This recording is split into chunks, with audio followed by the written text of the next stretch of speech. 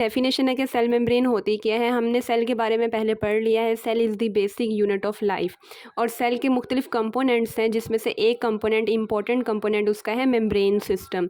तो membrane system में cell membrane है। सेल मेम्ब्रेन की स्ट्रक्चर और डेफिनेशन वगैरह जो उनसी है वो सारी इसके अंदर हम डिस्कस करेंगे। सबसे पहले इसकी डेफिनेशन है, सेल मेम्ब्रेन क्या है? Outer boundary of the cell. किसी भी सेल की जो आउटर कवरिंग है, आउटर बाउंड्री जो सी है वो सेल मेम्ब्रेन कहलाती है। फॉर एग्जांपल एनिमल सेल जो सा उसके इर्द गिर्द एनिमल सेल को जिसने बाउंड किया हुआ है वो उसकी सेल मेम्ब्रेन है। प्लांट सेल में सेल वॉल एक्स्ट्रा एक मेम्ब्रेन होती है जिसको सेल वॉल कहते हैं। उसके बाद सेल मेम्ब्रेन आती है।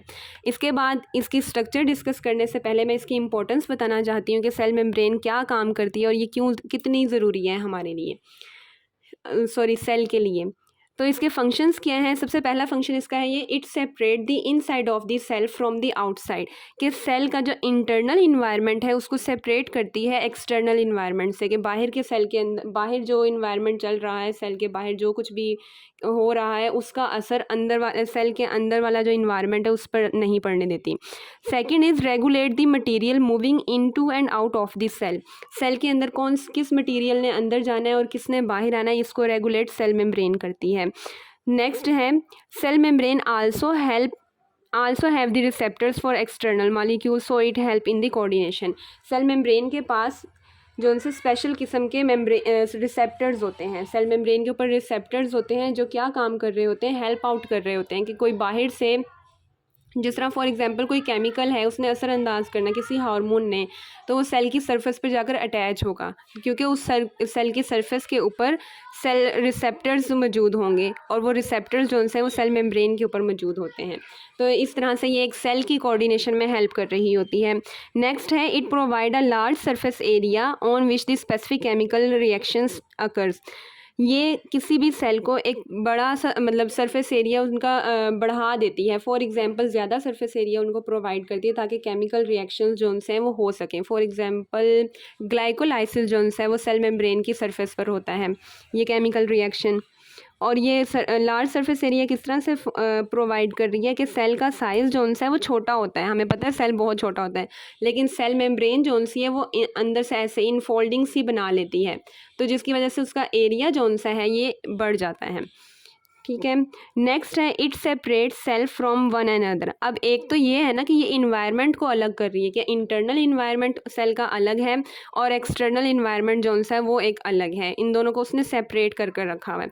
एक उसका ये भी फंक्शन है कि ये एक सेल को दूसरे सेल से भी सेपरेट कर रही है। हमें अपने बॉडी के अंदर जो ऑर्गेनाइजेशन है सेल्स की, उसमें भी डिफरेंट तरह के सेल्स नज़र आते हैं। आप देखें, आपके हैंड्स के ये जो उनसे ये सेल्स हैं ये अलग हैं, और ये नेल्स जो उनसे इन पे अलग प्रोटीन से ये मिलकर बने हुए हैं, मतलब ये भी सेल ही हैं एक तरह से। इसी तरह ये देखें, यहाँ पर अगर आपको ये सेल नज़र आ रहा है, एक आपको ये सेल नज़र आ रहा है और इसी तरह एक ब्लैक कलर का सेल नज़र आ रहा है, तो ये क्या है, उसको सेपरेट कर रही है, एक दूसरे से अलग अलग कर रही होती है। ये एक छोटा सा मैंने अपना आपको निशानी दिखा दी है।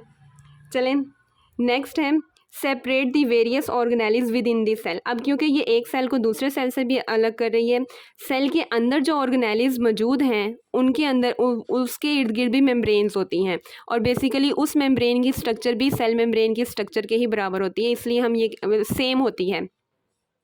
इसलिए हम कह सकते हैं कि सेल मेम्ब्रेन जो सी वो ऑर्गेनेलिज को भी एक दूसरे से सेपरेट कर रही है। और लास्ट वन जो इम्पोर्टेंट है इसका, वो क्या है? Cell to cell recognition. ये सेल टू सेल रिकॉग्नाइजेशन में हेल्प कर रही होती है, यानी सेल को आइडेंटिफाई कर रही होती है कि ये सेल जो है वो कैसा है, वो सेल कैसा है, उनकी सेल की आइडेंटिफिकेशन के लिए ये हेल्प आउट कर रहे होते हैं।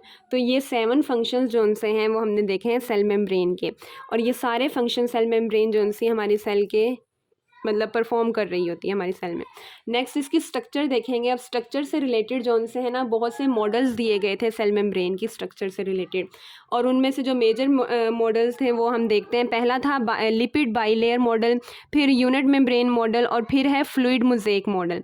ये 3 मॉडल हम इसके अंदर डिस्कस करने वाले हैं। ये तीनों मॉडल जो से हैं स्ट्रक्चर ऑफ सेल मेम्ब्रेन और प्लाज्मा मेम्ब्रेन। प्लाज्मा मेम्ब्रेन और सेल मेम्ब्रेन दोनों एक ही नाम है इनके, ठीक है। इनकी स्ट्रक्चर के ऊपर दिए गए थे।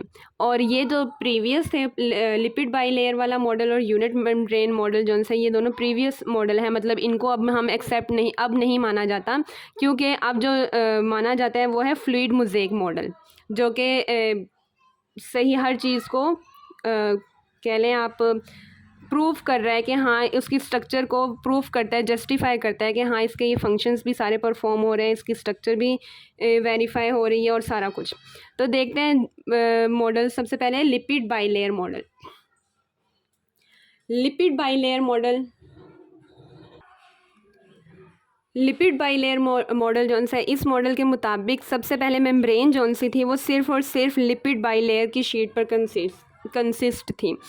According to this model, membrane is made up of 2 layers of lipids. These membranes are flat sheet that form continuous barrier around the cell. वो कहते हैं एक सेल है, सेल के इर्द गिर्द जो सेल की ये मेम्ब्रेन है वो लिपिड बाईलेयर से मिलकर बनी हुई है, यानी कि लिपिड्स की 2 लेयर्स हैं जो इकट्ठी हुई हैं और इन्होंने एक पूरे बाउंड किया हुआ है एक सेल को। तो ये था लिपिड बाईलेयर मॉडल। ठीक है, ये बहुत सिंपल सा था और इसके अंदर बहुत सारी खामियां थी, क्योंकि ये एक्सप्लेन नहीं कर रहा था उसकी प्रॉपर स्ट्रक्चर को, क्योंकि बहुत बाद में दूसरे जो बायोमॉलिक्यूल्स हैं वो हमने इसके अंदर देखे थे, जैसे कि प्रोटीन्स हमने देखी थी और भी बाकी चीज़ें थी, लेकिन इसने उस चीज़ को कोई जस्टिफाई नहीं किया था। इन्होंने जस्ट सिंपल यही बताया था कि ये जो सेल मेम्ब्रेन है वो एक 2 लेयर है लिपिड्स की, जो आपस में कंबाइन हुए हैं और ये उसको बना रही है। नेक्स्ट जो दूसरा है मॉडल वो है unit membrane model. Unit membrane model का सेकंड नेम जो सा है उसको हम सैंडविच मॉडल भी कहते हैं। यूनिट मेम्ब्रेन मॉडल क्या है, स्ट्रक्चर या डायग्राम के थ्रू दिखा रही हैं। देखें, ये लिपिड्स की बाई लेयर है, एक ये और एक ये। ठीक है, ये लिपिड बाई लेयर हो गई। अब यूनिट मेम्ब्रेन मॉडल ये कहता है कि लिपिड बाई लेयर से ऊपर जो सी है ना, प्रोटीन्स की लेयर मौजूद होती है। सबसे पहले एक प्रोटीन की लेयर है, फिर लिपिड्स की 2 लेयर्स और उसके बाद फिर उसको प्रोटीन ने कवर किया हुआ है। तो असल में ये एक सैंडविच लाइक स्ट्रक्चर बन जाती है, इसलिए यूनिट मेम्ब्रेन मॉडल को हम सैंडविच मेम्ब्रेन मॉडल भी कहते हैं। ठीक है, और इसने थोड़ा सा ये भी एक्सप्लेन किया था कि इसके अंदर जो प्रोटीन्स हैं वो ओस्मोफिलिक हैं, यानी कि वो हाइड्रोफिलिक हैं, वाटर लविंग हैं, पानी को अट्रैक्ट करती हैं अपनी तरफ, ये जो प्रोटीन्स हैं। और जो लिपिड्स बाईलेयर यहाँ पर मौजूद है वो हाइड्रोफोबिक है या फिर ओस्मियोफोबिक है, यानी कि वो वाटर हेटेड है, पानी को दूर कर रही होती हैं। इसीलिए है ना मेम्ब्रेन के इर्द गिर्द जो सी मेम्ब्रेन के साथ अंदर और बाहर की तरफ जोन से हैं वाटर मॉलिक्यूल्स अटैच हो जाते हैं और कोई भी फ्लूइड जोन से वो आता है, अट्रैक्ट होता है। लेकिन लिपिड बाईलेयर जोन सी है उसकी फॉर्म को मेंटेन करने में हेल्प कर रही है, उसको डिज़ोल्व नहीं होने देती किसी भी पोलर सब्सटेंस के ज़रिए के साथ। ये उन्होंने एक किया था, लेकिन ये उसकी इनके अंदर क्या खामियां थी या क्या चीज़, क्यों इसको रिजेक्ट किया गया यूनिट मेम्ब्रेन मॉडल को, तो वो ये था कि ये एक्सप्लेन नहीं कर रहा था कि उसकी मेम्ब्रेन की परमिबिलिटी और उसकी इलास्टिसिटी को ये एक्सप्लेन नहीं कर पा रहे थे कि वो परमिएबल कैसे, क्योंकि इन्होंने ये नहीं बताया था कि ये किस फॉर्म में होती हैं, फ्लूइड फॉर्म में है, सॉलिड फॉर्म में है, सेमी सॉलिड फॉर्म में, किसी तरह भी नहीं बताया था। उन्होंने जस्ट मॉलिक्यूल्स की अरेंजमेंट और इस तरह से दी थी, इसलिए ये रिजेक्ट कर दिया गया था। लास्ट वन जो तीसरा है वो है फ्लूइड मोज़ेक मॉडल। जो तीसरा मॉडल है वो है फ्लूइड मोज़ेक मॉडल, और ये अभी तक माना जाता है, इसको हम बिलीव करते हैं कि ये मॉडल जोन सा है वो ठीक मॉडल है। अब सबसे पहले इसकी डिस्कवरी या फिर ये कह लें कि इसको किसने पेश किया था वो हम देखेंगे। 1972 में 2 साइंटिस्ट थे जिनका नाम क्या है, एक का नाम है एस जोनाथन सिंगर और दूसरे का नेम है गार्थ निकोलसन। इन दोनों ने इस मॉडल को डेवलप किया था और इस मॉडल के मुताबिक या इसकी स्टेटमेंट क्या थी वो हम एक दफ़ा देखते हैं। स्टेटमेंट इनकी ये थी, according to this model a membrane is a double layer of proteins and phospholipids and it is a fluid rather than this solid. इस बात में उसने ये कहा है कि ये जो मेम्ब्रेन है वो असल में डबल लेयर होती है प्रोटीन और जो फॉस्फोलिपिड्स हैं उनकी, लेकिन और ये मतलब कि ये फ्लूइड ज़्यादा होती है एज़ कम्पेयर टू सॉलिड, मतलब इस सॉलिड स्ट्रक्चर नहीं है इसकी, ऐसा नहीं है कि ये फिक्स रहे या इसकी शेप जो सी है वो एक डेफिनेट शेप नहीं है। इसकी शेप जिस तरह लिक्विड अपनी शेप चेंज कर लेता है इसी तरह ये भी फ्लूइड होती है। अब इसके अलावा उन्होंने और क्या बताया था, उसने कहा था phospholipids bilayer form a fluid. अब वो फ्लूइड कैसे, जो फॉस्फोलिपिड है, जो लिपिड्स की 2 लेयर्स हैं वो एक फ्लूइड की तरह एक्ट करेंगी। ऐसे ही है जैसे समुंदर हो, ठीक है, वो फ्लूइड एक्ट कर रही हैं एज अ फ्लूइड के तौर पर। और इसके अंदर क्या चीज़ है, in which specific proteins are embedded और फ्लोट लाइक द आइसबर्ग। और इस प्रोटीन के मतलब फॉस्फोलिपिड की जो सी बाई लेयर है, इसके अंदर या बाहर जो सी है स्पेसिफिक प्रोटीन्स होती हैं वो इम्बेडेड हुई होती हैं या फिर इसके ऊपर तैर रही होती हैं। ऐसे ही है जैसे समुंदर के अंदर आइसबर्ग जोन से वो तैर रहे हों। ये इनका मॉडल था और ये मॉडल जोन सा उसकी स्ट्रक्चर को भी जस्टिफाई कर रहा है। उसके अंदर जो प्रोटीन्स की और मॉलिक्यूल्स की, फॉस्फोलिपिड्स की जो अरेंजमेंट है या फिर जो उनकी मौजूदगी है, उसको भी वो सही तरह से बताता है। फिर इसके मेजर पॉइंट्स क्या हैं, मेजर पॉइंट्स इसके जो फ्लूइड मोज़ेक मॉडल है, इसके पॉइंट्स जो उनसे एक्चुअली ये स्ट्रक्चर की बेस पर है कि इसके अंदर कौन कौन से बायोमॉलिक्यूल्स मौजूद होते हैं और उनका क्या क्या फंक्शन है। ये इसीलिए ये मॉडल जो है उसके फंक्शंस को भी जस्टिफाई कर रहा है और उनके उसको भी। पहला हम देखते हैं, सबसे पहले तो हमें पता है कि क्योंकि लिपिड की बाई लेयर है, असल में ये बाई लेयर है, तो वो देखते हैं फॉस्फोलिपिड इसके अंदर मौजूद होते हैं जिसकी बाई लेयर इन्होंने बनानी है। तो फॉस्फोलिपिड की स्ट्रक्चर है, ये देखें यहाँ पर ये फॉस्फोलिपिड की आपको स्ट्रक्चर नज़र आ रही है। एक ये मैंने फॉस्फोलिपिड बनाया, ठीक है। फॉस्फोलिपिड का हेड और उसकी टेल। हेड जौन सा है वो हाइड्रोफिलिक होता है या फिर उसको हम कहते हैं वो पोलर है, ओस्मोफिलिक है, वो पानी को अट्रैक्ट करता है अपनी तरफ। और उसकी जो टेल्स हैं वो हाइड्रोफोबिक होती हैं, यानी कि वाटर हेटेड होती है, पानी को रिपेल कर रही होती हैं, और वो नॉन पोलर होती हैं, हम इस तरह से कह सकते हैं। तो ये असल में क्या कर रहा है, उसकी परमिएबिलिटी जौन सी है जो मेम्ब्रेन की, उसको कायम रख रहा है, जैसे कि उसको डिज़ोल्व नहीं होने देता। और पानी जौन सा है वो अट्रैक्ट कर, जो हेड है वो पानी को अगर अट्रैक्ट कर रहा है तो टेल्स जौन सी है वो उसको रिपेल कर रही होती हैं, उसको मज़ीद डिज़ोल्व नहीं होने दे रही होती। इसकी वजह से, इसकी इस स्ट्रक्चर की वजह से जो पूरी सेल मेम्ब्रेन की स्ट्रक्चर है ना, जो वो पूरी तरह से वो अरेंज हुई हुई है और जो बाउंड करके रखा हुआ है वो कायम है। सेकेंड जो मॉलिक्यूल इसके अंदर होता है वो है कोलेस्ट्रॉल। कोलेस्ट्रॉल मॉलिक्यूल्स जौन से हैं वो एम्बेडेड होते हैं in the interior of the membrane. Membrane के अंदर की तरफ जौन से हैं वो एम्बेडेड होते हैं। अभी इसकी डायग्राम हम देखेंगे, वहाँ पर इनकी पोजीशंस भी हम देख लेंगे। और इन कोलेस्ट्रॉल मॉलिक्यूल्स का फंक्शन क्या है, ये हेल्प कर रहे होते हैं मेम्ब्रेन को less permeable to water soluble substances, कि वाटर सॉल्युबल सब्सटेंसेस जो से उनकी तरफ वो मेम्ब्रेन लेस परमिएबल रहे, ज़्यादा उनकी तरफ वो डिज़ोल्व ना हो, ठीक है। इसके अलावा help to stabilize the membrane, membrane को स्टेबलाइज करने में भी ये हेल्प आउट कर रहे होते हैं। नेक्स्ट है प्रोटीन्स। प्रोटीन्स आ गई जी इसके अंदर। प्रोटीन्स का फंक्शन इसमें क्या है, प्रोटीन्स जौन सी हैं वो 2 तरह की प्रोटीन्स हैं सेल मेम्ब्रेन में जो पाई जा रही हैं। वो है, एक है पेरिफेरल प्रोटीन्स। पेरिफेरल का नाम से ही पता चल रहा है, पेरी का मतलब होता है सरफेस। तो ऐसी प्रोटीन्स जो सरफेस पर प्रेजेंट है, अगर सेल मेम्ब्रेन के ऊपर प्रेजेंट है या सेल मेम्ब्रेन के अंदर वाली सरफेस पर प्रेजेंट है तो वो पेरिफेरल प्रोटीन्स हैं, ठीक है।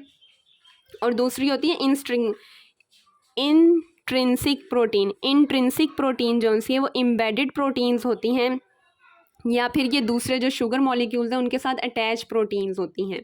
ये 2 तरह की प्रोटीन्स जो सी है वो सेल मेम्ब्रेन में हमें नज़र आएंगी। और इनका फंक्शन क्या है, ये प्रोटीन्स जो सी है वो मूवमेंट में, कोऑर्डिनेशन में या फिर रास्ता प्रोवाइड कर रही होती हैं।